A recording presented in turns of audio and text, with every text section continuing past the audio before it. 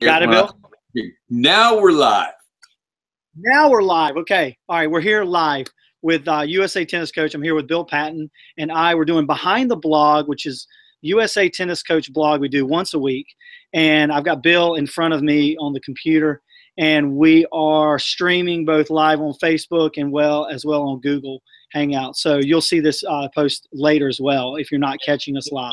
Instagram Live from the Instagram Live as well. Yeah, we're on Instagram as well. So if you're just joining us, if you're seeing me, you're just seeing me. If you're seeing Bill, you're seeing Bill. But you'll be able to see the Google feed Hangout when we post it as the blog. So we're discussing today, we're talking about, this is a series on practicing and practicing with purpose or with intention and in the framework of team tennis. So or if you have a group of players on court you're working with. So Bill, this week you're going to write the blog, and I'm just going to go through the bullet points with you, and you can explain what the blog's going to be about, and that's what this show is all about. So here's where we're going to go. The serve return 2-1. Tell us about that 2-1 situation. Well, it's a 2-to-1 ratio, and it's really the basic setup with the way that I do serves and returns with my teams, and you know, it's a really important thing because it makes for more realistic practice.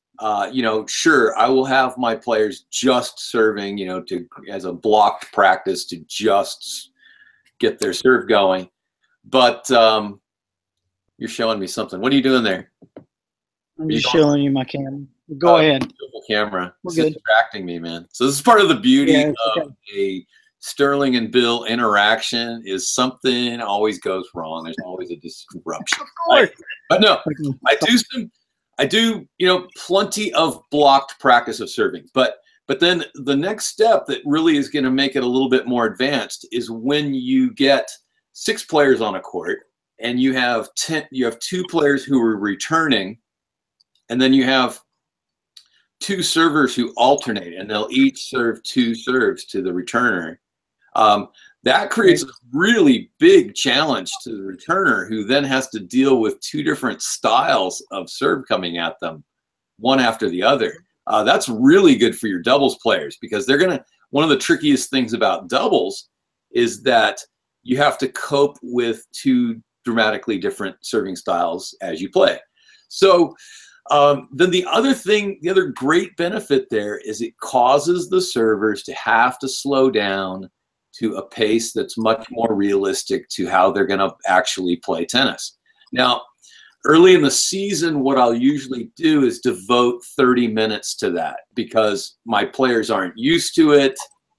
There's a little bit of a, they have to kind of get into the groove of that. So I will do that for 30 minutes, and every 10 minutes, then I will rotate servers to become returners, and we'll continue with that. And the idea there is for the returner to try to serve the ball back to the server. Because one thing that we know is when you return the ball back the direction it came, that you have your greatest chance of making that shot in. So, you know, as a very basic thing, as a kind of a staple for how to practice the serve and the return, that's my way to go. And, you know, I've done that with lots of different levels. Now, as the season goes on, then I might break that down and make it 21 minutes. So it's going to be 7 minutes rotation. And then, you know, if we just need a little refresher on a Monday because we've been off for a couple of days, maybe a 3-day weekend or what have you, then we might come back on a Monday and do 15 minutes, just really 5 minutes rotation really quick late in the season, because otherwise it starts to kind of drag on. So now, what part of the practice you normally do this? You do this close to the beginning, right after warm up, because are you trying to prepare them to actually play points? That's a great question. So early in the season, I'll do it very early in practice because I want them fresh and I want them to be, you know, dialed in and really, you know, paying attention to what they're doing.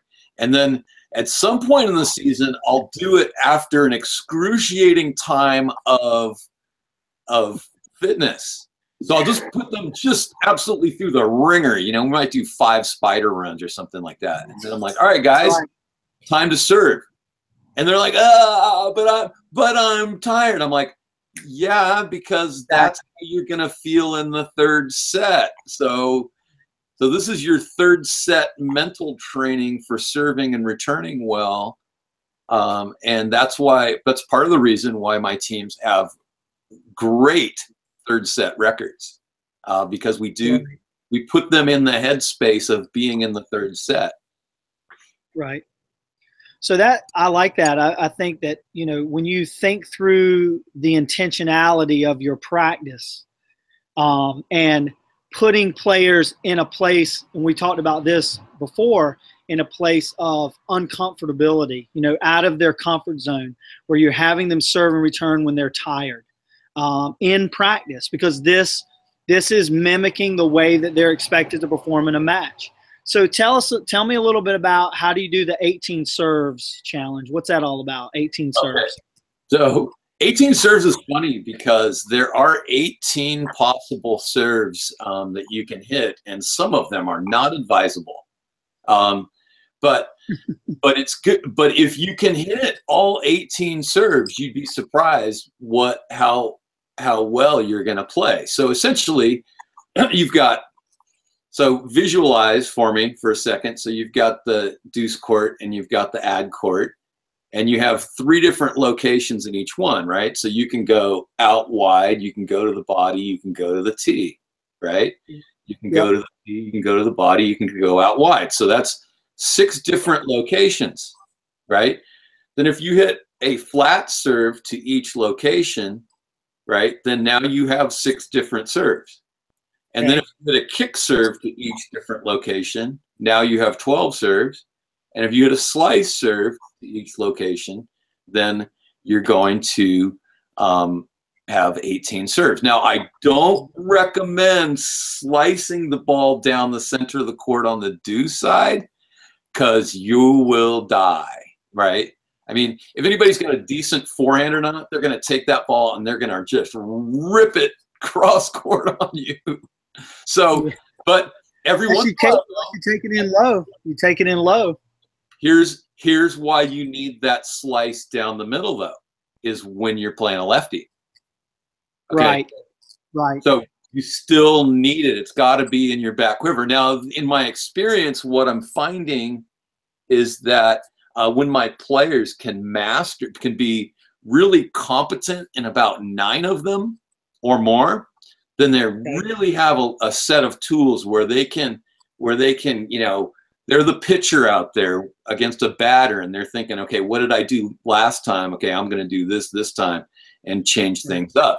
I actually create sort of like a scripted thing for some of my players about, okay, first point of the match, serve here, second point of the match, serve there, and do this.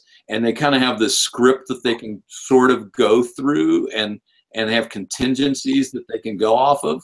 One thing I really love for my players to do on the very first serve of the match is hit the ball right at their opponent's body.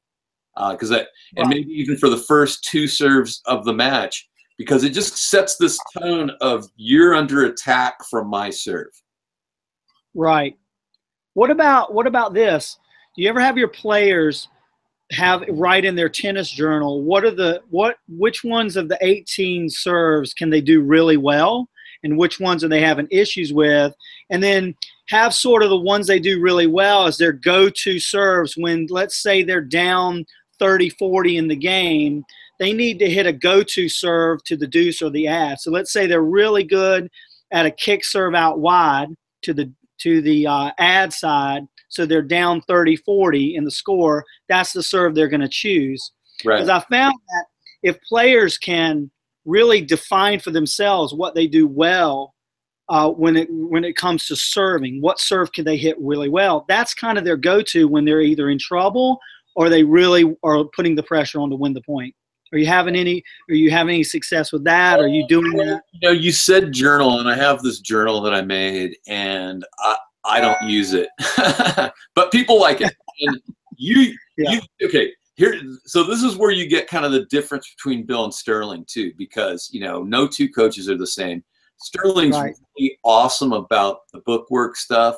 I tried to do that. I tried to become the bookwork coach. I really did. I get it. Leaning in for sincerity. All right, you feel it? All right. Yeah. But what works for me and my teams better is that relationship of, I know their game, they know their game, we talk about their game. It's it's really easy. I just have to go, hey, you know what serve you're going to hit here now, right? And they go, yeah. And I'm like, okay, so journal schmernal, right? Yeah. I mean, it's a good point, and I think many coaches and many players really do like that approach, and so I'm not poo-pooing it by any chance. It's just not part of what I do. So right. So tell us a little bit about this when you go serve and serve one combinations. Like, how do you introduce that? I know you got a young team this year. They're pretty much all beginners. So how are you introducing the serve and serve one to beginner players, intermediate players? No, let me go a different direction on that, because I've been advertising this as being strictly for advanced. So okay, this is for sorry about that. No, I think it's funny. I have an embarrassing story about me and my son. This is the moment I realized I could no longer coach my 15-year-old son. Came serve and serve one, S1 drill. Okay. Yeah. I've been doing this for a long time, where we have contingencies, you serve here and you're gonna attempt to make the next shot there, or if the return goes here, you're going to look to do that. If the return goes here, you do this. If the return goes there, you go there, right? So you have kind of 3 different zones in front of you of where that return comes back to.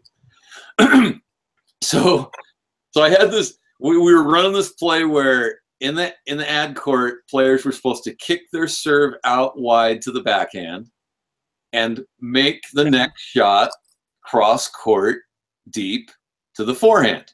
Right, as a way to just completely gain control of the point, right? I mean, so that serve could really, if it's hit well, could be the hurt. I mean, you don't even, you control. Well, you could say control, and then the next shot you're hurting, and then really good chance that you're finishing on that ball. Really good chance that you're going to get a weak ball back that you can finish with. I mean, lots of great things happen when you can make that kicker out wide and follow it up with cross court. So I have 6 players on the court. Everybody's trying really hard to do it. Some of them are doing it really well. Some are struggling to do it. Everybody's trying to do it, except for my son, who is hitting aces down the tee. The drill calls, the challenge is to hit a kick serve and create a set play. And he's cherry picking, and then he answers me back. He says, but I'm winning the points. And I go, yeah, that's great. Very creative of you, but it defeats the purpose of what we're doing here. And then it was like, 15-year-old son with his dad in front of other teenagers. This is not going to go well. All right. Well, anyway, so when you're not dealing with your own kid, actually, this works really, really well. So anyway, so the cool thing was the kids got it, and we saw a lot of really great stuff of them making that first shot and then trying to figure out, well, how do I prepare to hit the ball over there when it's coming all sorts of different ways? So that's where turning it into a live ball situation. The other thing too, another variation there is you can incentivize the target. So you could, we'll play it as rule the court. So, first to 3 points becomes the new champion. So you have a returner who's the champion. Servers are the challengers, get 3 points. Or we could go to 5 points and say, all right, if you hit the target area with your serve, you get a bonus point. And then if you win the point, then you get another point. You can get to 5. So you do that when they're not hitting the target area enough. And that helps them, it helps motivate them to get the bonus point. And then, you know, also as a coach, it makes it more salient to you who's doing it, right? You know, like, hey, everybody see how, do you see how Kevin here is hitting the target consistently, and then he's champion again, like not long after becoming a challenger? Right. You see that, guys or girls, right? So, so that's an important thing. I mean, it's really good to have these set combinations. I have this girl, Jenny, who I went live with, and we were doing cage run cage with the serve, because she's never going to be the fastest girl on the court. So I want her to serve. If her serve cages the other player, then I want her to run them next. And if she runs them to the tee, then I want her to cage them next. And so we were working on that combination. So having these combinations of shots set, what that does, it's like a musician who learns to play their scales. It's like an artist who can draw a straight line in a perfect circle. It really opens up what you can do on the court. You can become creative from there. So talk to us a little bit about more free points with using spin. How do you incorporate that? Okay. We're there already? That's the last bullet point, huh? That's it. We're there already. Okay. So one of the worst decisions I ever made in my life was to teach my #1 player, who I had been beating for a long time. And it was getting closer and closer, but I had the edge on him. I had the coach versus the player mental thing on him. But I taught him how on a game point, how to just hit a really soft kick serve, but make it look fast, right? So you just don't get all of it, and you make it look fast, but it comes in floating in at like 50 miles an hour. Right.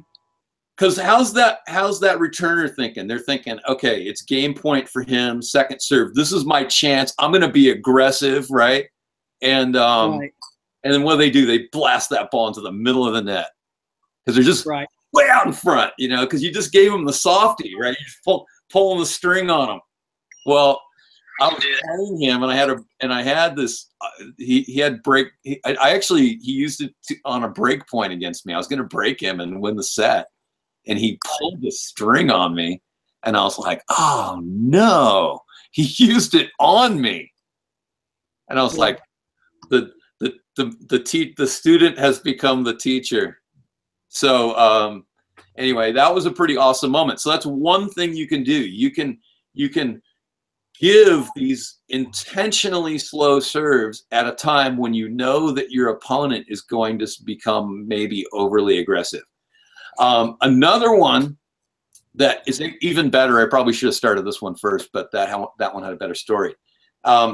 One thing I like to do is teach players how to hit a flat serve, right? But then also a flat serve that just has a little bit of slice on it, and it just tails a foot or two. So the location of the end point of the serve is going to be, so here's your flat serve, and here's your slice serve, and just going to move a couple of feet.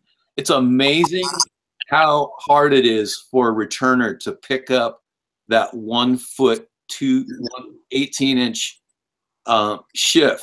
And so then you use that against somebody's two-hander, and now you jammed them, and you got, you know, they might miss the return because you jammed them, but they're more than likely going to cough up a softer return. But the magic comes when you do that, when you use that spin, you're also going to get a greater amount of accuracy because of the spin. And then when you straighten one out, then they're like that.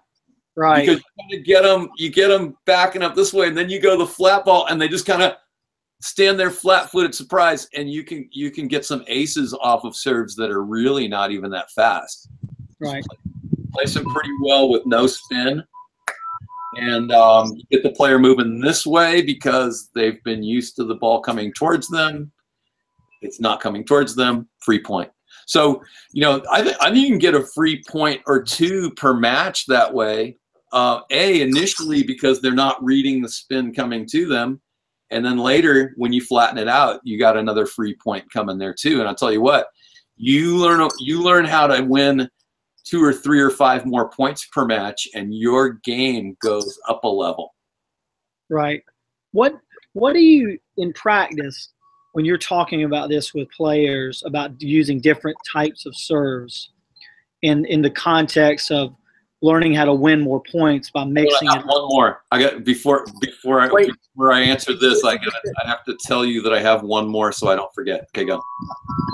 Okay, so how do you get a more advanced player that just loves it, that same serve all the time, to shift and actually understand that if they just hit a slightly different serve, they'll actually win more points instead of just trying to it's like beating down a wall with the same tool and it's just not working. How do you communicate that and get a player what can you do in practice to maybe set up a scenario where they have to do it so they get to, because kids are hard-headed. They get hard-headed a little bit, and they get comfortable in what they love to do. So what could you do? What could you tell a coach to do to help that process? Okay, so I'm feeling all this stress, okay, because we all have these players who they're robots or they're reptiles or they're something. They have this reptilian brain. But coach, this is the way I do it. I just do it. I only do it like this, right? And there's no answer.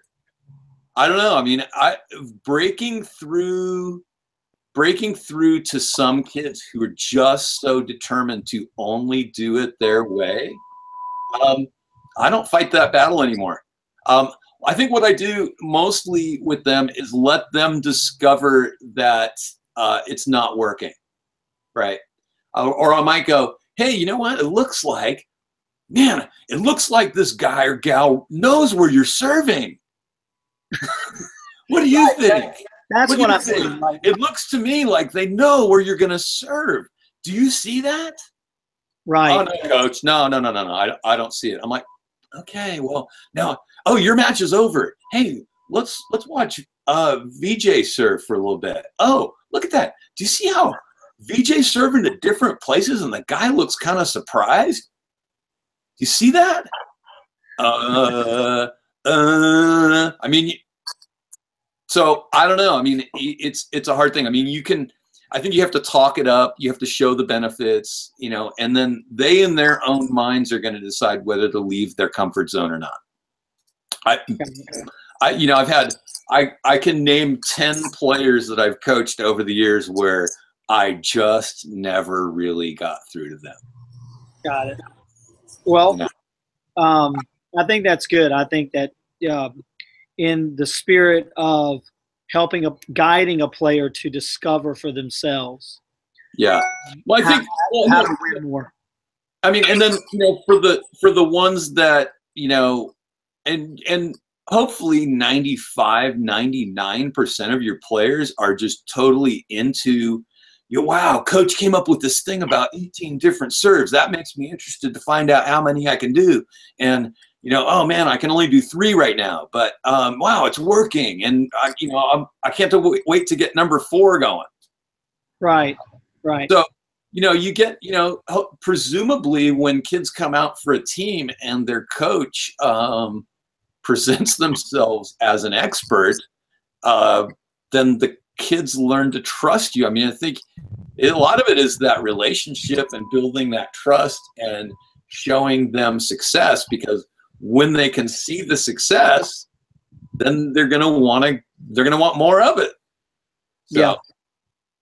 Well, I think that's the key. You got to come out as a coach and have something to bring to the practice, just not show up and go ho hum. We're going to do what we normally do. I'm going to communicate to my players the way I normally communicate.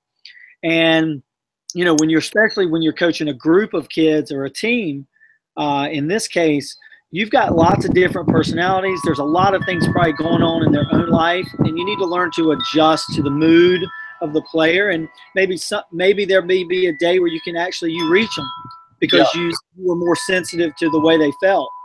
And maybe they were more interested in listening to you on Tuesday versus that past Thursday. Yeah. So, I mean, just yesterday, you know, we kind of came in pretty little somber because of Las Vegas, right? And, you know, practice was a little weird at first. And, you know, there were some people who weren't there that ought to have been there. So that always makes me a little disappointed, you know. You know, I have administrators or teachers who call my players in for a meeting when they know they have tennis practice. Right. Yeah, there's going to be a conflict there. But, you know, by the end of the time, everybody's having a great time just because we kind of, you know, went through our routine. But it's always a little different. And we played some group games at the end. And by the end, they were squealing and screaming and laughing. Right. It was great. Okay. But I want to throw one more thing in there. So this is another interesting thing that you know, the ball, when it spins at 45 degrees, do I have a tennis ball here?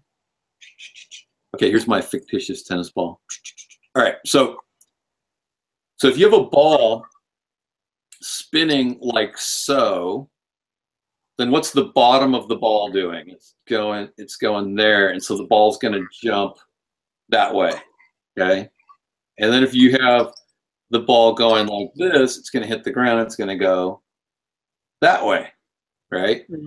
And then there's this weird thing that happens at approximately 45 degrees where it's spinning equally this way and that way almost.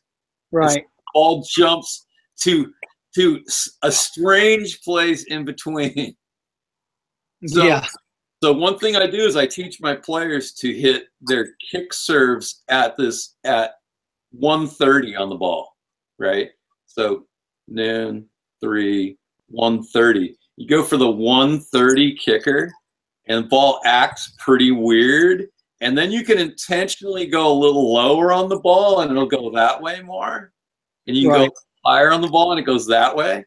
And, I mean, one of the most amusing things for me when I was playing my best was hitting a kick serve that would bounce towards someone's face and watching them try to get out of the way. Right. Well, and also, I mean, when Andy Roddick won his first title, people, I don't know if they remember this, but he hit a serve at Pete Sampras's face, right? 145. And I'm pretty sure he spun it in there to get it to come right in there. And Pete went like that. And then he looked over and he gave Roddick a dirty look like, hey, man, don't you know you're playing the legend, right? You know, he was given this serious body language like, that's disrespectful, don't do that to me, right? And so what does Roddick do? Do it again. Oh, harder, you know, it's just, you know, and then Pete was like, you know, flailing to try to get out of that way. And I'm like, you know what? That's one thing I really endeared me to Roddick was that he was a combatant, you know, he was a fighter, and his fighting spirit got him where he was. So, it's, you know, I think that's an important thing. But, you know, don't discount what it does to people when you're hitting to the body and using your spins to create that confusion. Is it coming at me? Is it going away from me? Yeah. All right, that sounds good. Well, I'm looking forward to seeing the blog out. And all of you out there, look for the blog. When are we going to release that? Where is it? Where is the blog? It's USATennisCoach.wordpress.com, but we're gonna blitz it out, right? It'll be when it's posted, it'll be in the notes of the YouTube, and then I will also post it in the comment of actually Instagram Live is not going to work, but I'll put it in the comment of the Facebook Live that is happening now, and that'll be done sometime this afternoon. So. Right. All right. Once again, and this is Bill and Sterling, and just please, if you have any questions, any comments, just email us at USATennisCoach@gmail.com, or you can find us on our social platforms, Facebook, Instagram, and all that good stuff.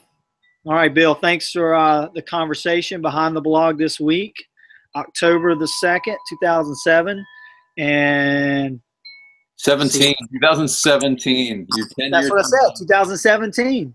Oh, must have been a blip in the sound. Sorry. All right. That's it. And we'll talk to everyone later.